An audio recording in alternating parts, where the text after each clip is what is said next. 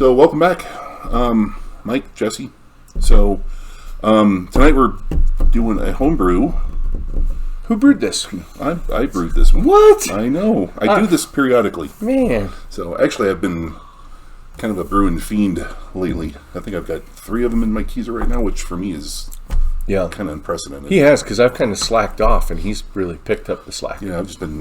And he's doing all sorts of crazy stuff, too, so we'll be talking about that soon, too. A little bit, yeah. So this is an American brown. For those of you that have had it, Avery Brewing Company has a brown ale called Ellie's Brown. There's a nice picture of a really cute dog in the front. One of my favorites. Yeah, it's phenomenal. It's really good. But one of the really cool things about Avery is if you go to their website, they have pretty much the recipe for all their beers just out there. Yeah. So, which is... That is really cool, yeah. Yeah, I really like when brewers do that. They're like, if you want to do it, you can't do it like us. You can't do it as well because they don't have the process down just quite right. But you're welcome to give it a shot, which is really cool. Which reminds me, I was listening to a podcast and they were interviewing the head brewer from Fuller's, and he did the same thing. He's like, "Yep, here you go." Oh, really? Yeah, he told the process. For which and everything. Since they do a party gal, for the London Pride. Was it when we talked about the math and topping it? No, I don't know if they got into that detail. So, but they just said that I don't want to go into. Okay, that's a different episode. But I just thought it was kind of cool when they do that rather than.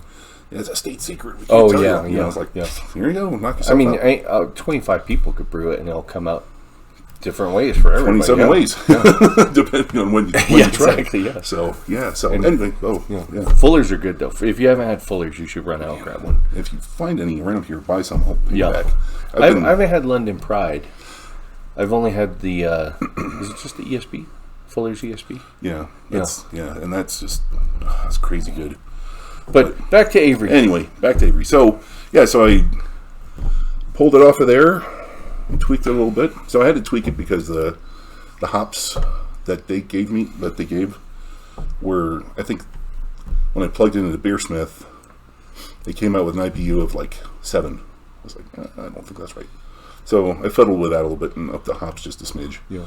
So I think those might need a little bit of tweaking, but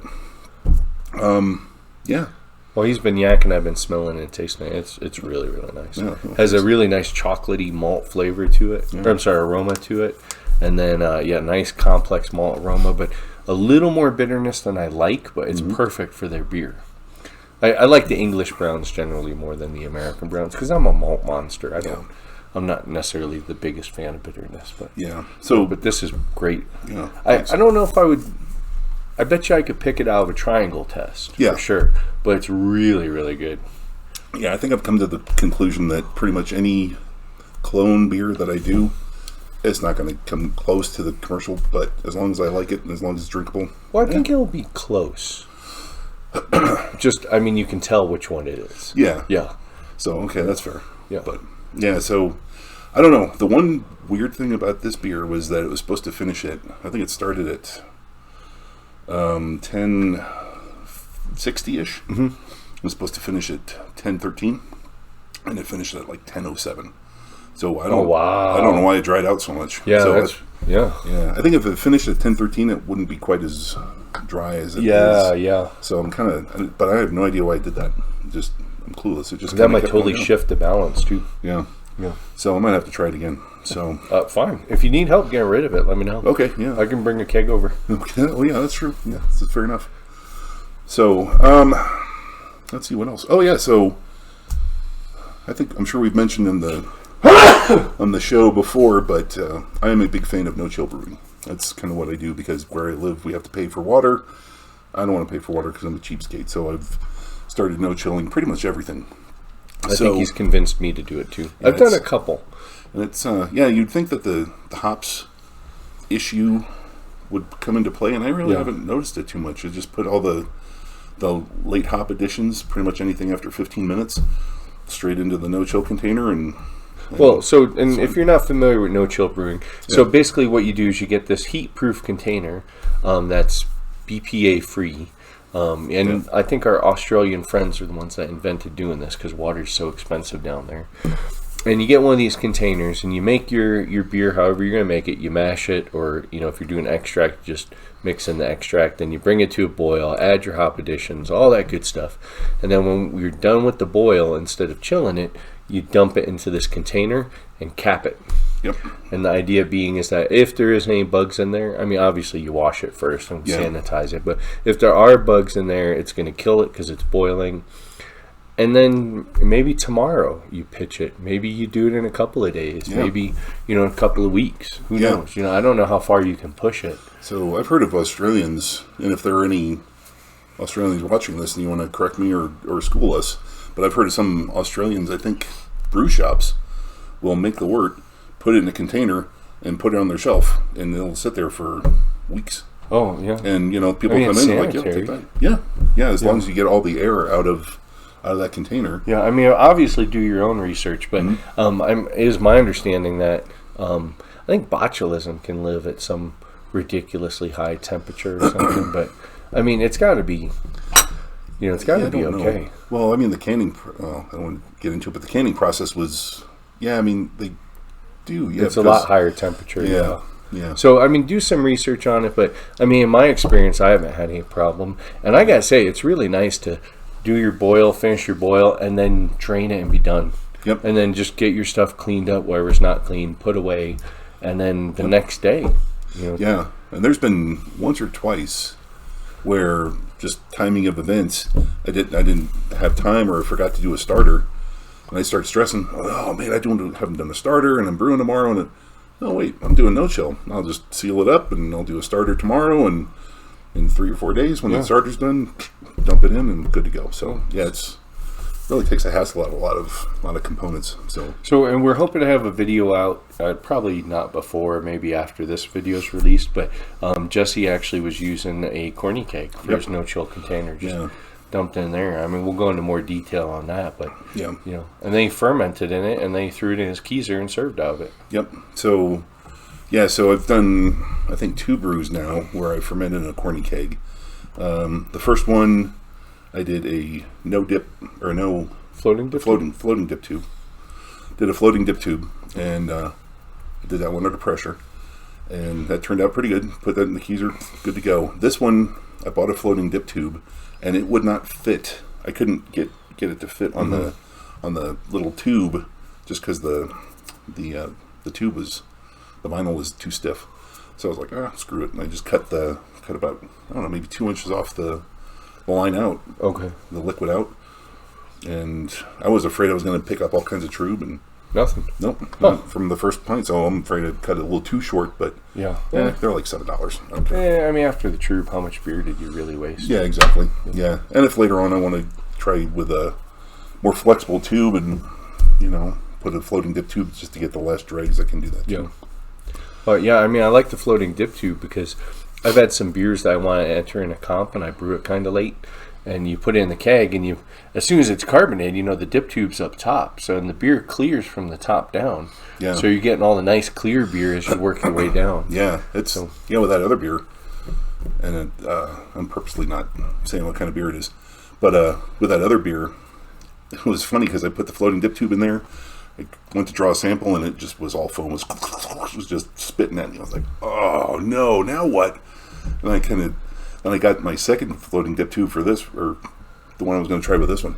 I put it in some water to sanitize it, and I noticed just the way it landed, the tube was up above the water. Like, so I went over there and shook the other one. Sure enough, nice. I'm like, oh, good. I'm glad that. So that's a lesson for you. Learn from my mistakes. So, but anyway, that's all the craziness with this one. So in this one, I did a no chill in a corny keg. I did not pressure ferment, which is a direction I want to go. Excuse me. And so I just put a blow-off tube on the gas side into a gallon jug of Starsing, and easy just let peasy. it go. Yeah. And this was a crazy yeast, man. It went nuts. It blew off like nuts. So I'm glad I put a dip tube, no kidding. Put a blow-off tube on there. So, but I think it worked out pretty good. It tastes great. Yeah, I think that's a great beer. Yeah, thanks. So, real quick, I'll go over the real briefly, we'll have this down below. Yeah, as well. definitely. Yeah. So I did 8 pounds, 1.6 ounces of pale malt. So in previous episodes, I always gave him a hard time for being precise. This time I was like, let's try it. So I actually got kind of precise since I had to scale it and want to make sure I was getting the right thing. So that's pale malt, 10.8 ounces of Munich malt, 10 Lovbond, 10.5 ounces of chocolate malt. Let's see here, 7 ounces of crystal malt, like 160. 3.8 ounces of honey malt. And then for hops, I couldn't find the hops that they called for, so I had to kind of substitute, which I think it turned out okay. But I used all Sterling, 0.4 ounces at 60, 0.75 at 30, and then 0.55 at 0. So, and like I said before, that 0 I just put in a muslin bag and dropped it into the corny keg. Oh yeah. So actually, I just tied it off and hung it in the corny keg. Yeah. Into the so I could. So when you're done dry, pull it right out. Yeah, I didn't want to dry hop it. I just wanted to. Yeah. I've hopped finished beers in the keg like that too. Yeah. So I just used dental floss and worked out pretty good. And then I used London Ale yeast, White Labs WLP 13. And that's a hungry yeast. It really is. So is that Edinburgh, that Scottish ale yeast? Oh man, that thing's hungry. Yeah, that's I don't know. People keep talking about the esters that they get from British yeast. And I have not noticed them. Maybe I just haven't been paying attention. I think under pitch, and the Boar's Hogshead guy, right? Yeah. The Hogshead owner was saying that he likes starting his beers out pretty cold, so like below the recommended range, and then let it warm up. Oh, okay. Yeah, but I would expect under pitching would get you the esters. Yeah. So. Yeah, that's interesting. So I think we're probably gonna have to do a show. Well, we've already done one show on pressure fermenting, right? Well, we did a pressure fermenting beer. Yeah, I think we might have to do another, revisit that. Yeah, considering the number of hits it gets, we should do all pressure fermenting. Yeah. Well, I just listened to a podcast where they were talking about pressure fermenting since I was really interested in that, and they actually started talking about doing negative pressure, and it increases the esters. Huh.